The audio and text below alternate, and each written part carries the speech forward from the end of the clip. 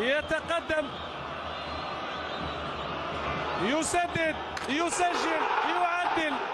إذا دي إبراهيم يعدل النتيجة لصالح أو يسجل الهدف الأول للنادي الرياضي القسنطيني، وبالتالي يعدل نتيجة هذه المباراة في مرحلتها الأولى.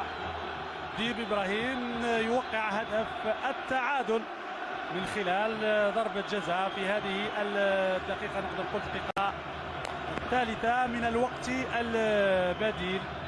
طبعا بعد ما خدت عملية تنفيذ ضربة الجزاء وقت طويل. إذا هدف التعادل من جانب ديب إبراهيم بطريقة نقدر نقول هادئة متعود عليها الحارس في جهة والكرة في الجهة المقابلة. إذا هدف التعادل شوط أول من دون شك راح ينتهي بتعادل الفريقين، نادي الرياضي القسنطيني ووفاق.